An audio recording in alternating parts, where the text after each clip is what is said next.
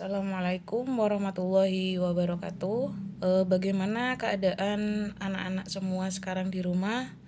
Baik-baik saja bukan? Baiklah, pada pertemuan kali ini, khususnya untuk bahasa Indonesia, kita akan membahas tentang teks prosedur. Sebelum memulai pembelajaran, apakah ada yang sudah mengenal apa itu yang disebut dengan prosedur? Karena prosedur ini sudah sering sekali kita temukan ya, sering sekali kita alami atau bahkan kita lakukan di dalam kehidupan kita sehari-hari. Nah, prosedur ini di dalam pembelajaran bahasa Indonesia, khususnya kelas 11, adalah teks yang berisi tentang langkah-langkah bagaimana cara membuat karya. Dan karya itu sendiri bisa berupa apa saja. Sudah cukup jelas ya anak-anak? Baiklah, untuk lebih jelasnya kalian bisa simak video berikut ini. Selamat menyimak. Teks prosedur. Teks prosedur adalah teks yang berisi tentang langkah-langkah atau tahap-tahap untuk melakukan sesuatu hal, baik melakukan sesuatu kegiatan tertentu maupun membuat sesuatu yang disajikan secara berurutan. Tujuan untuk membuat teks prosedur adalah yaitu untuk membantu membaca, memahami bagaimana cara melakukan atau membuat sesuatu yang tepat. Atau dengan kata lain, tujuan penulisan teks prosedur ini adalah untuk memperoleh hasil akhirnya. Nah, ciri-cirinya adalah teks prosedur menggunakan pola kalimat imperatif atau kalimat perintah. Yang kedua, menggunakan kata kerja aktif. Yang ketiga, menggunakan konjungsi atau kata penghubung untuk mengurutkan kegiatan atau cara.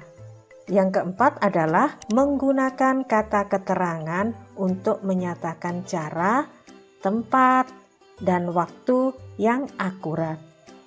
Struktur teks prosedur yang pertama adalah bagian tujuan. Bagian tujuan teks prosedur bisa berupa judul dan juga berisikan tujuan dari pembuatan teks prosedur tersebut atau hasil akhir yang akan dicapai jika kita melakukan tahapan pada teks prosedur tersebut.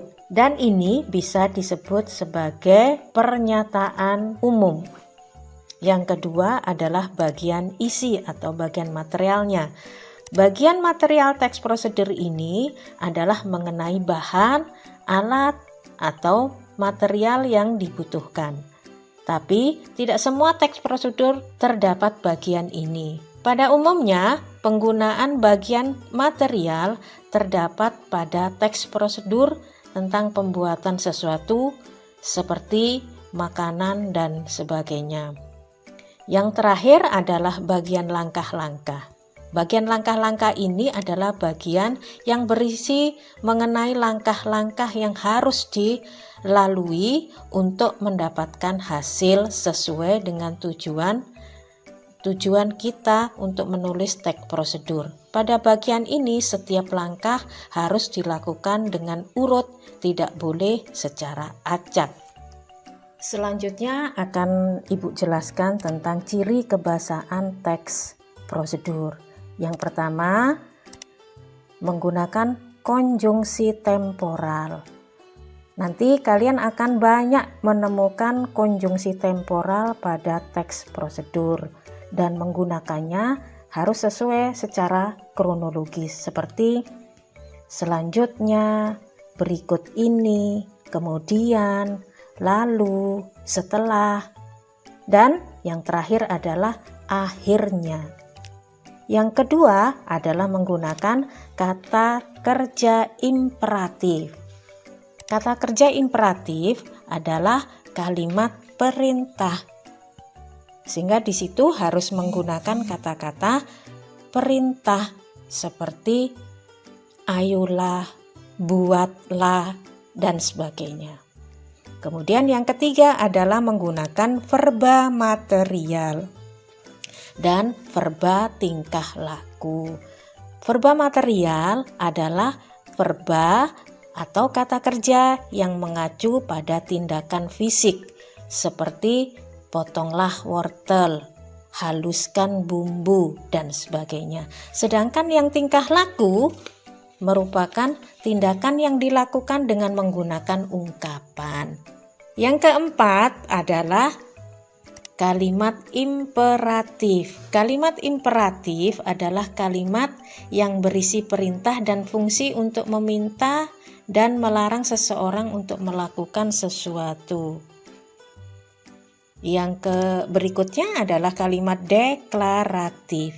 Deklaratif adalah kalimat yang berisi tentang pernyataan dan berfungsi untuk memberikan informasi atau berita mengenai sesuatu. Dan yang terakhir adalah kalimat interrogatif. Kalimat interrogatif adalah kalimat yang berisi pernyataan dan berfungsi untuk meminta informasi tentang sesuatu. Nah, setelah kita mengenal tentang ciri kebahasaannya, baru kita akan mempelajari tentang macam-macam teks prosedur. Teks yang pertama adalah teks prosedur sederhana. Misalnya, bagaimana menyetrika dengan listrik atau bagaimana mematikan televisi. Kemudian yang kedua adalah teks prosedur protokol, lebih panjang daripada yang sederhana. Misalnya, bagaimana cara memasak mie instan. Kita menggunakan kata pertama, didihkan air, yang kedua, dan sebagainya. Dan yang terakhir adalah teks prosedur kompleks. Teks prosedur kompleks namanya kompleks, jadi lebih panjang. Misalnya kita dengan memberi contoh-contoh yang menggunakan langkah-langkah yang lebih banyak. Nah, demikian tadi tentang teks prosedur. Anak-anak, pembelajaran kali ini, jika ada yang kurang jelas atau ingin ditanyakan, silakan bisa langsung japri ke nomor ibu ya, ke nomor ibu yang kemarin sudah di-share, silakan ditanyakan. Baiklah, Ibu akhiri, terima kasih dan Assalamualaikum warahmatullahi wabarakatuh. Jangan lupa jaga kesehatan dan tetap rajin belajar anak-anak meskipun belajar di rumah.